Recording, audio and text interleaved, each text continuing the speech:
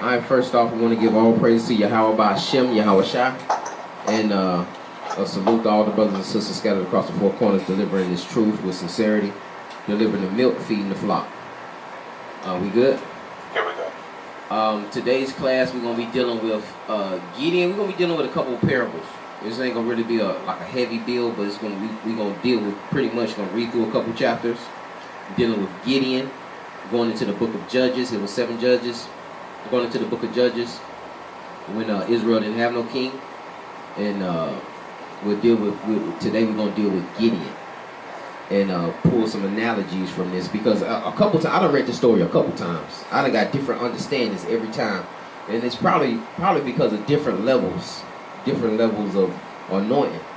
Every time I come out the matrix, you know what I'm saying, I got another level of anointing, and then I get a deeper understanding of what was actually happening. I remember one time we was up there, we had a deep conversation about Gideon. Right. You know what I'm saying? Right. Where we didn't know, you know what I'm saying, whether, you know, the laughing of the dogs, right, and those kneeling down, and you know I mean, it's wrong, but yeah, we done had some conversation about this, but like I say, you know, I got another level of understanding with it, and that's what we're gonna share here today. No. Stay with that slide. We just gonna go to Judges chapter 6. This ain't even finna be a lot of slides with this. Pretty much no slides. Pretty much. We gonna go to Judges chapter 6, and probably gonna read 6, 7, and a little bit of 8 maybe.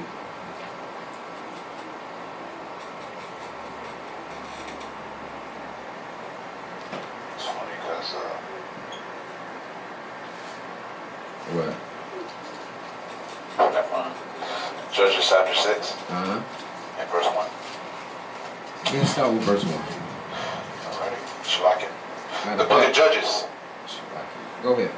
The book of Judges, chapter 6 and verse 1. And the children of Israel did evil in the sight of Yahweh. Come on. And the Yahweh delivered them up into the hand of Midian 7 years. And the hand of Midian prevailed against Israel, and because of Midianites, the children of Israel made them the dens which are in the mountains, and caves, and strongholds. So because of Israel's wickedness, the Most High put the Midianites against them. You know what I'm saying? So and the Midianites had done conquered Israel to the point where now Israel is hiding in dens and caves. They are hiding scared anytime the Midianites come. Keep going on. Verse 3. And so it was when Israel had sown that the Midianites came up, and the Amalekites and the children of the east, even they came up against them. So anytime the harvest was growing out there in the field, the Midianites would come, take all the harvest. The Amalekites, they also joined in. Like, everybody was just abusing Israel because of their sins. They transgressed. The Most High turned his face from them, turned his back on them, and he wasn't dealing with them at this time. Come on. Verse 4. And they encamped against them and destroyed the increase of the earth, till thou came unto Gaza, and left no sedents for Israel, neither sheep nor ox nor ass. So they was killing. They'll come through and they'll wipe out everything. The sheep, the donkeys, their cattle, their crops. They'll just wipe out everything. Keep going on. Verse 5. For they came up with their cattle and their tents, and they came as grasshoppers for multitude. They was like grasshoppers. They were like locusts. Come on. For both they and their camels were without number, and they entered into the land to destroy it. And Israel was greatly impoverished. And Israel was what? Greatly impoverished. And Israel was greatly impoverished. Come on. Because of the Midianites. And the children of Israel cried unto Yahweh. And the children of Israel cried unto Yahweh. That's very important too. When we impoverished now, though, in our captivity now, it's important that we come as a unit, we come as a nation, and we cry out as a nation of people. Then just one person cry out. Israel cried out. Come on. And it came to pass, when the children of Israel cried unto Yahweh because of the Midianites, Yahweh sent a prophet into the children of Israel, which said unto them, This said Yahweh God of Israel, I brought you up from Egypt and brought you forth out of the house of bondage. And I delivered you out of the hand of the Egyptians and out of the hand of all that oppressed you, and dragged them out before you and gave you up their land. And I said unto you, and I say unto you, I am Yahweh your God. Fear not the gods of the Amorites, or the whose land ye dwell, but ye have not obeyed my voice. And there came an angel of Yahweh and sat under an oak, which was in Oprah, and that attained unto Jaash the Amzorite, and his son Gideon threshed wheat by the wine press. Son Gideon was threshing wheat by the wind press to do what? To hide it from the Midianites. So he hiding from the Midianites. Anytime he tried to anything that they was trying to sow, they had to actually try to hide it. Keep going. And the angel of Yahweh appeared to him and said unto him, Yahweh is with thee, thou mighty man of Valor. And Gideon said unto him, O my Lord, if Yahweh be with us, why then all this befalling us? So Gideon asking, if the Most High is with us, how did all this stuff happen to? Why we oppressed by the Midianites? Why is he letting them take all our crops? Why are we going through all this affliction? Keep going. And where be all his miracles which our fathers told of us? Where's the miracles that our fathers was telling us about? What's you know what I'm saying? What happened to all the stuff that was happening in Egypt? Why he not bringing us out? You know what I'm saying? What's going on? Keep going on. Did not Yahweh bring us up from Egypt? But now Yahweh has forsaken us. But now he's forsaken us. Come on. And delivered us into the hand of the Midianites. And he delivered us. He had to understand it that he delivered us into the hands of the Midianites. Come on. And Yahweh looked upon him and said, Go in thy might, and thou shalt save Israel from the hand of the Midianites. Now he telling Gideon, who's hiding in an oak tree, trying to putting wheat in the wine press, trying to save it, trying to hide it from the Midianites. Gideon hiding. He's telling this person that he's going to be the one to save Israel. Come on. Have not I sent thee? And he said to him, O my Lord, wherewith shall I save Israel? He said, wherewith shall I save Israel? What I'm going to save him with? Come on. Behold, my family is poor in Manasseh, and I am least in my father's house. He said, my family is poor in Manasseh. You know what I'm saying? My family's poor out here. How? And I'm the least in my house. And I'm just bringing out too that this is the story. Again, I've been doing the last couple classes have been that it's a story about underdogs. It's a story about the underdogs. It's a story about those who've been counted out, those who've been talked about, those who've been gossiped on. It's a story about those. That's how he brings out and shows and gives that testimony to show for you to be that light, for you to be that vessel unto the world.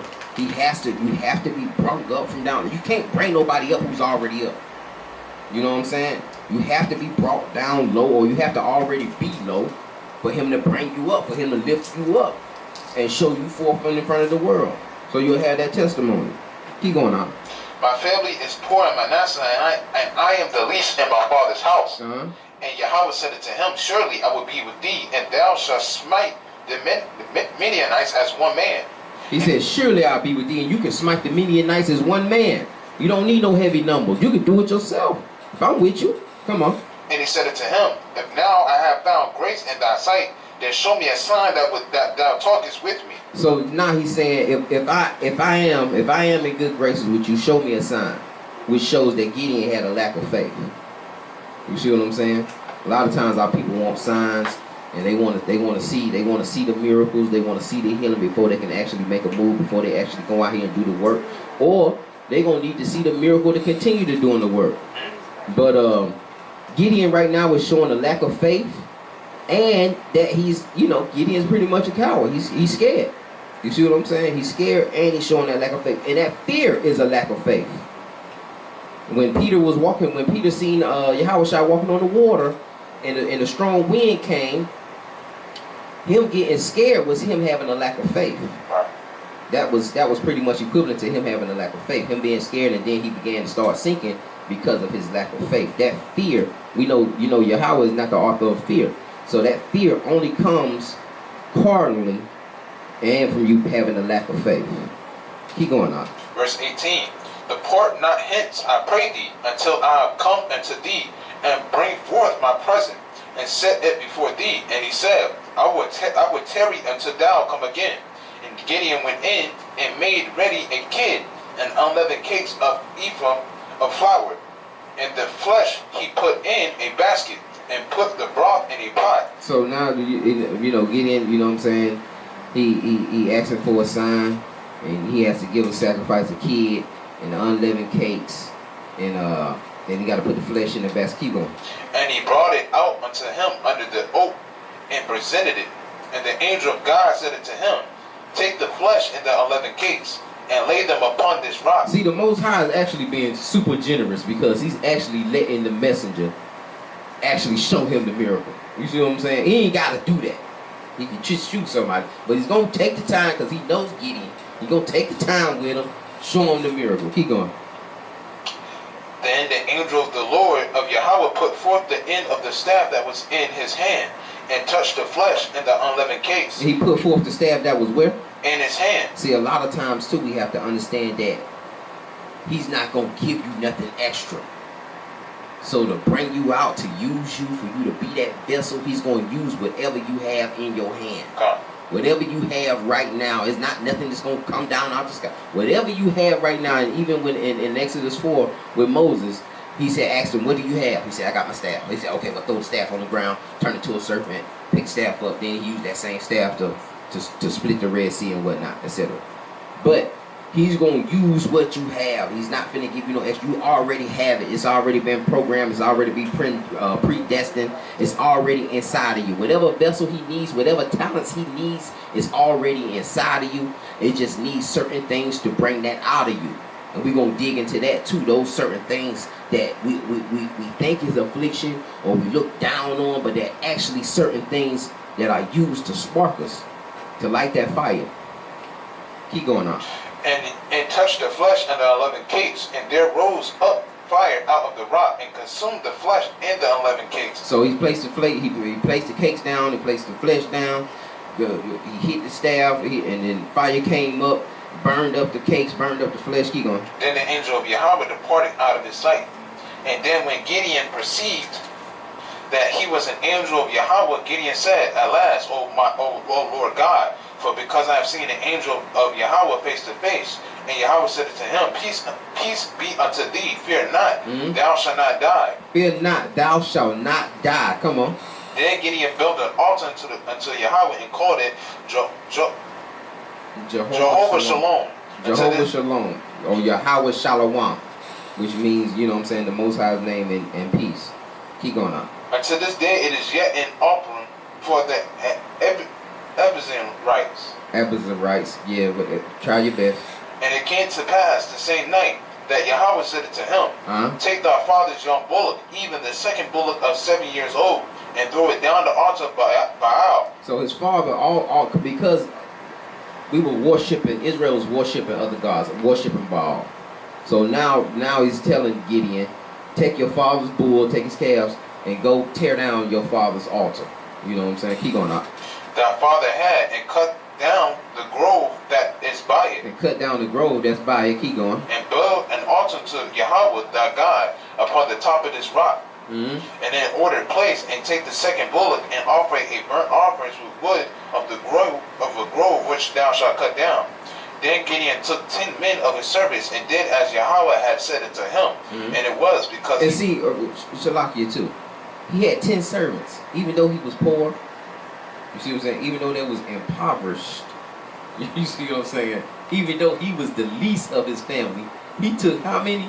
10 men of his servants. He took 10 servants. Keep going on. And he said unto Yahweh, had said it to him, and it was because he feared his father's household and the men of the city, and he could not do it by day, and he did it by night. So Gideon was scared. He couldn't do it by day. He couldn't do it in the daytime. He was scared of his father, scared of his father's house. He probably had older brothers that probably picked on him and beat him up. He didn't want those problems, so he did it at night. Keep going. And when the men of the city arose early in the morning, behold, the altar of Baal was cast down, and the grove was cut down that was by it, and the second bullock was offered upon the altar that was built. And they said one to another, who have done this thing? And when they inquired and asked, they said, Gideon, the son of Jahash, who have done this thing. Then the men of the city said unto Jahash, bring out thy son. The whole city wanted Gideon for tearing down that temple. The whole city wanted him. Keep going. Bring out thy son that he may die, because he have cast down the altar of Baal. They was ready to kill him. Come on. And because he have cut down the grove that was by it. And Joash said unto all that stood against him, will ye plead for Baal? Will ye save him? But he that will plead for him, let him be put to death. It was yet morning. If he be a god, let him plead for himself, because one have cast down his altar. So they saying, so Yahaz is saying, if Baal is truly a god, let him plead for himself. Let him go out there and kill him. You know what I'm saying? If he's really, you know what I'm saying, who we say he is to be. Keep going on. Therefore, in that day he called him Jerubbaal, saying, let Baal plead against him, because he hath thrown down his altar. Then all the Midianites and all the Amalekites and the children of the east were gathered together and went over and pitched in the valley of Jered.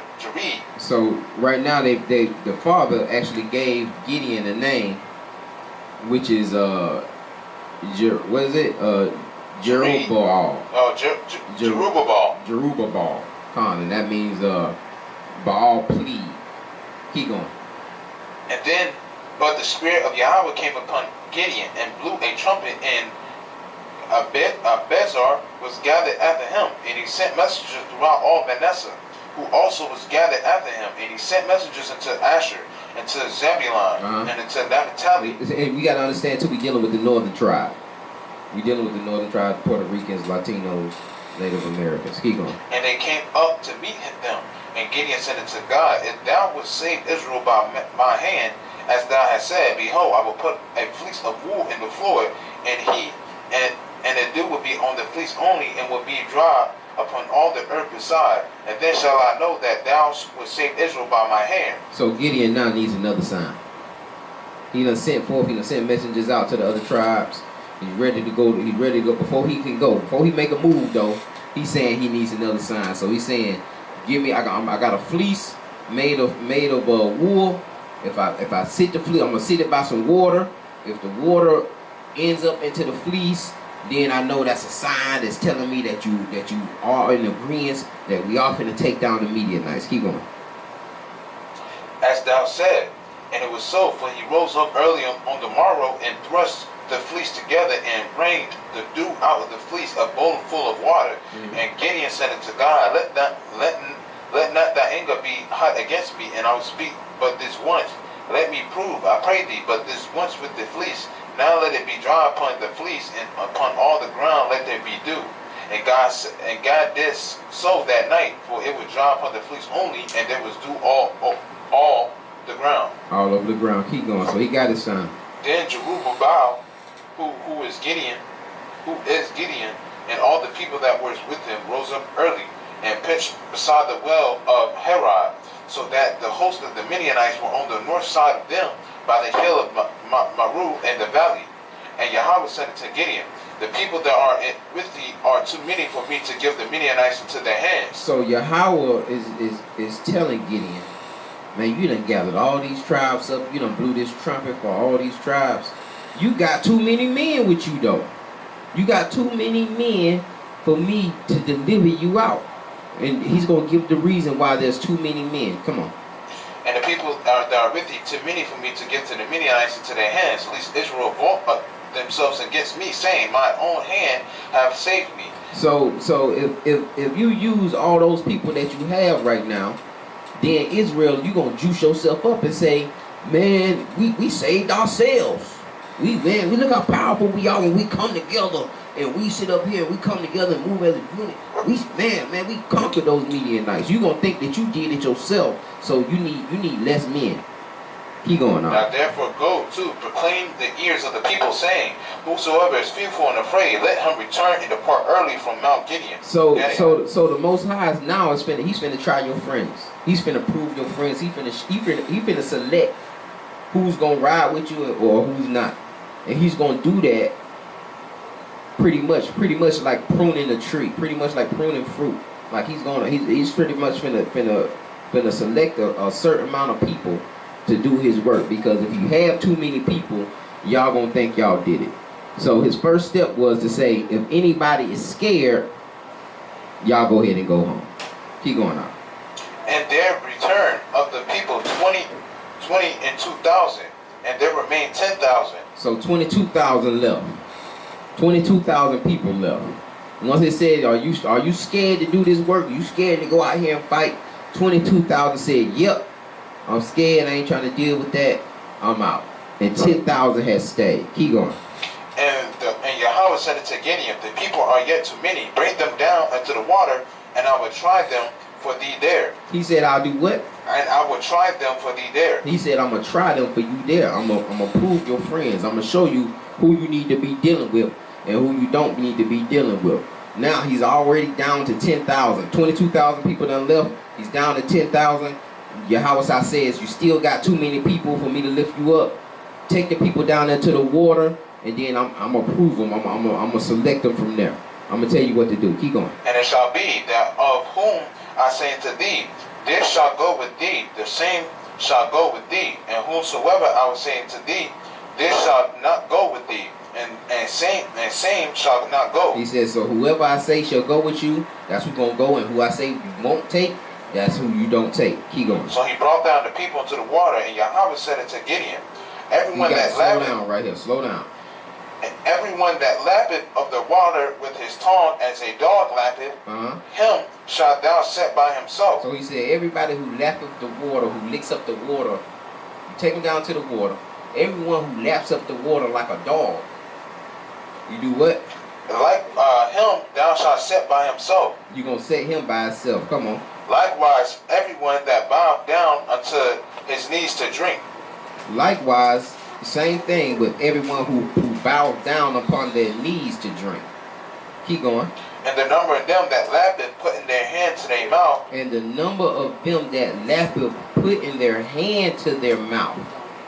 Put in their hand to their mouth, they lappeth the water. So they drinking the water with their hand to their mouth and licking it up like a dog. Okay. Were 300 men. With 300 that did that. Keep going. But all the rest of the people bowed down upon their knees to drink water. But all the rest of the people bowed down their knees. So you had one. Go to the next slide. Let me show you a visual. So you have some people that's bending down. They bending down, drinking the water with their face directly into the water. And then you have the 300 that they pick the water up with their hand and actually drinking, you know what I'm saying, licking the water out of their hands. You see that? All right, keep going. And the number of them that lapped, putting their hands to their mouth, were 300 men. But all the rest of them bowed down upon their knees to drink water.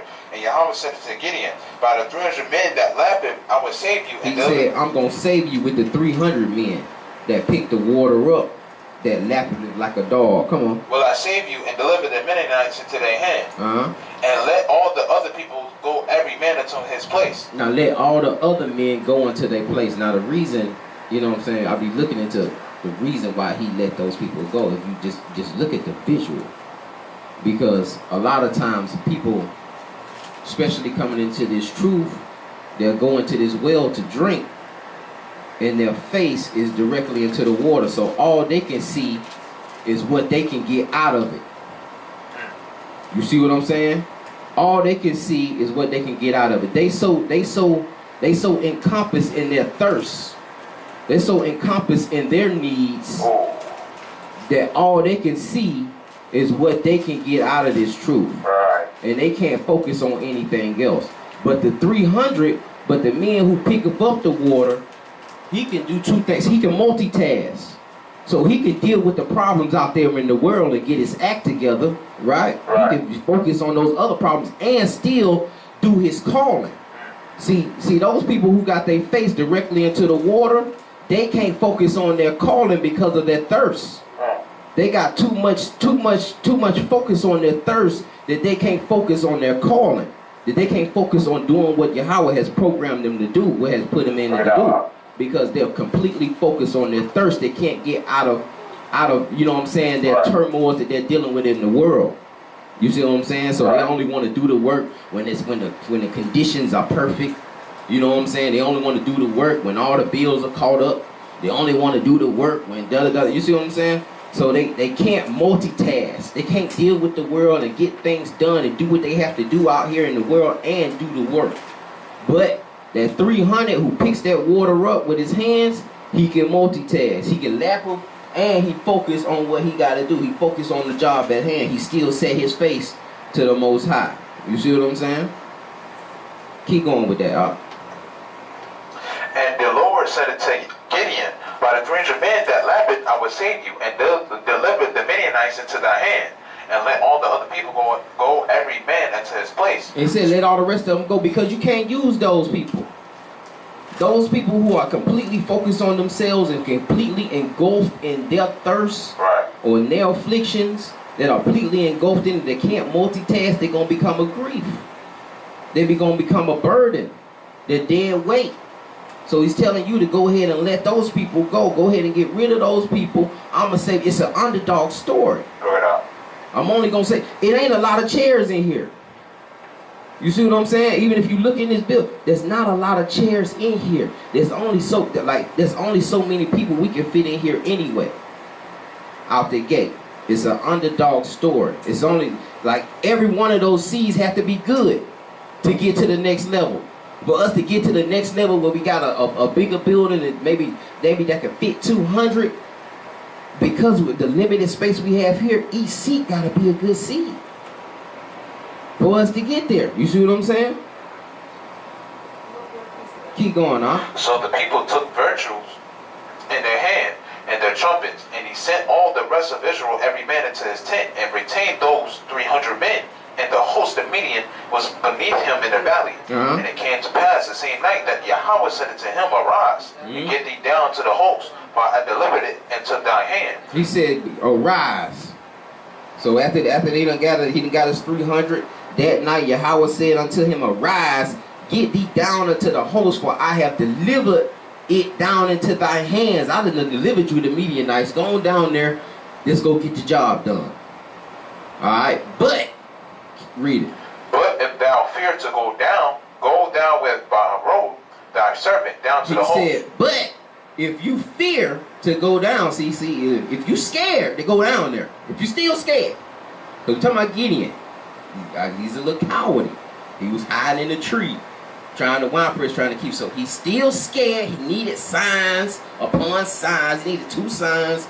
He's still scared. Even though the Most High done said, I done delivered them to you. And the Most High already know, that's why he gave him the option. Hey, if you're still scared, go down there, take your servant, go down there to where they at, and do what? And thou shalt hear what they say. Thou shalt what? Hear what they say. Thou shalt hear what they say. Pretty much, keep going. And afterwards shall thy hands be strengthened to go down to the host. You're going to hear what they say, and afterwards you're going to be strengthened.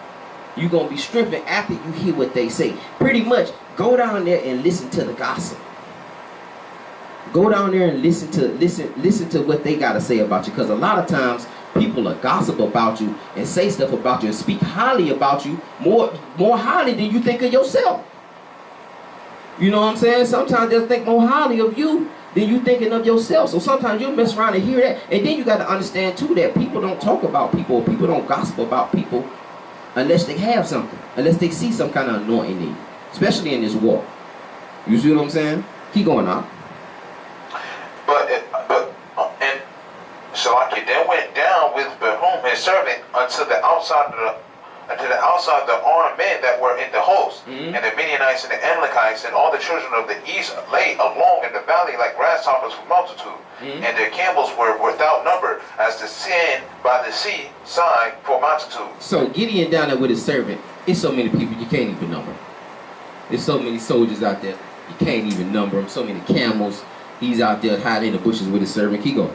And when Gideon was come, behold, there was a man that told a dream unto his fellow and said, Behold, I have dreamed a dream. So now Gideon sitting, he done heard one of the servants, he done heard one of the brothers say, well, I done, you know what I'm saying, I had a dream last night. And he's telling the other soldier about the dream. Keep going. And I have dreamed a dream, and lo, a cake of barley bread tumbled into the host of Midian, and came unto their tent, and smoked it that it fell. So he had a dream that a barley of bread, a loaf of bread that came down